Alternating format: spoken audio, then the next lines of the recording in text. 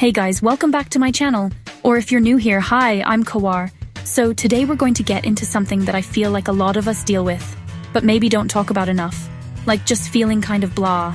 That low-key, annoying pain, or being so tired you could literally just melt into the floor, or that puffy, inflamed feeling. It's the worst, right? It's like your body is just not on your team. I've definitely been there. I've been doing a ton of research, actually digging into the science of it all. I wanted to share what I found. This isn't just random stuff I saw on TikTok. These are legit research-backed tips updated for 2025. We're going to go through some really simple, natural ways to feel better. Okay, first up on our list are omega-3 fatty acids. You've probably heard of them before. They're the good fats you find in salmon, sardines. And if you're like me and the thought of eating a sardine is kind of, a lot, you can also get them from supplements. The key players here are called EPA and DHA. Basically, the latest studies from 2025 are showing that getting enough of this stuff consistently can actually lead to small to moderate reductions in inflammation. It's also been shown to help with joint pain, which is like a lifesaver if you're someone who gets those random aches. The general recommendation that researchers are seeing results with is about 1 to 3 grams a day of the combined EPA and DHA. But, and this is super important, I'm not a doctor, so it's always a good idea to talk to your actual doctor or a healthcare professional before you start taking any new supplement. Alright, next up is something called curcumin. This is the stuff that makes turmeric that bright, gorgeous golden yellow color. It's been used for like centuries in cooking and traditional medicine, but now science is really catching up.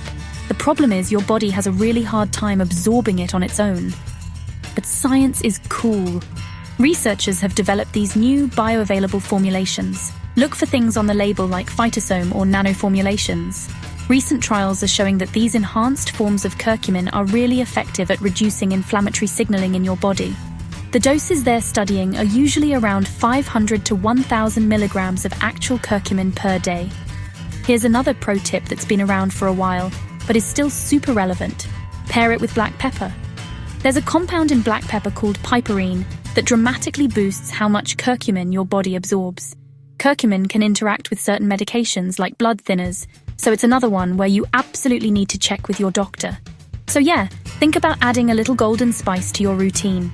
Okay, this next one is less about what you put in your body and more about what you do with your mind. And honestly, it might be one of the most powerful things on this list. Mindfulness-based stress reduction, MBSR, cognitive behavioral therapy, CBT. These are ways to retrain your brain's relationship with pain and fatigue. When you're in pain, you tense up, you get anxious. That creates a feedback loop. Stress makes pain worse, pain makes stress worse. MBSR and CBT help you break that cycle. It's about changing how you perceive and react to it. Instead of fighting fatigue, you notice it. You observe it like a scientist. Guided 8-week programs online, apps like Headspace or Calm. Even 10-20 minutes a day can start to rewire those neural pathways. Let's talk about sleep. I feel like for so long there was this whole hustle culture vibe. I'll sleep when I'm dead. That is the stupidest thing I have ever heard. Sleep is not a luxury. It's a biological necessity. It's when your body does its most important repair work. Not sleeping well is like telling your body, no cleanup today. Let the garbage pile up. That garbage is inflammation. Poor sleep is a huge driver of inflammation and fatigue. The key is circadian hygiene. Get your internal clock back on track. The most important rule, consistent sleep and wake times. Yes, even on the weekends. Reduce blue light in the evening, phones, laptops, TVs. Blue light tells your brain it's still daytime and suppresses melatonin. Try to put screens away an hour or two before bed. Make your bedroom dark, quiet, and cool. The ideal sleep temperature is around 65 degrees Fahrenheit. Even small improvements in sleep can meaningfully reduce pain and boost energy. Okay, I know what you're thinking. Kawar, I'm in pain and I'm exhausted. The last thing I want to do is exercise. And I hear you. I 100% get that. The idea of moving when every part of you just wants to be a potato on the couch feels impossible. But here's the paradox. Gentle, consistent movement is actually one of the best treatments for pain and fatigue. We're not talking about running a marathon, we're talking about low-impact physical activity. Things like walking, swimming, or riding a stationary bike.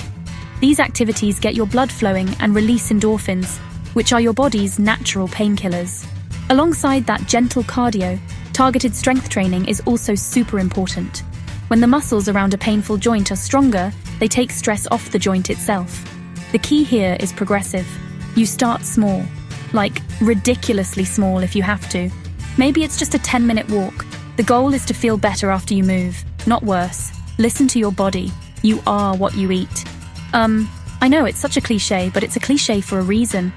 The food you put into your body is the fuel it uses to run everything, including your immune system and your inflammatory responses. If you're constantly eating foods that promote inflammation, it's like you're just adding fuel to the fire. One of the best ways to fight that is with a Mediterranean-style diet. It's not about counting calories or cutting out entire food groups. It's about focusing on whole, nutrient-dense foods. Colorful vegetables and fruits, olive oil, nuts, avocados, quinoa, brown rice, fish, legumes, deep colors in berries, healthy fats in olive oil, fiber in whole grains. They all work together to calm systemic inflammation. It's like sending an army of tiny firefighters to put out inflammatory fires inside you. It's not about being perfect, it's about shifting the balance. Add spinach to your eggs, swap your snack for apple with almond butter. Make half your dinner plate roasted veggies. This isn't a quick fix like a painkiller. It's a long-term strategy that addresses the root cause. Combine this way of eating with sleep and movement to create a synergistic effect. It's about nourishing yourself from the inside out. Okay, let's get into a topic that's like everywhere these days: CBD. You see it in everything from lattes to face creams. There's a lot of hype, and honestly, confusion. So let's cut through the noise and look at what the science is saying. First things first, CBD is not the same as THC. It's derived from the cannabis plant, but it's the non-psychoactive part. It interacts with your body's endocannabinoid system, helping regulate sleep, mood, appetite, pain, and inflammation. Recent reviews show CBD may help some people with chronic pain, neuropathic pain, and may also improve sleep. The key words, may and some. It doesn't work for everyone. Important warning, the CBD market is the Wild West. It's not well regulated, product quality can be all over the place. Use only products that are third-party tested.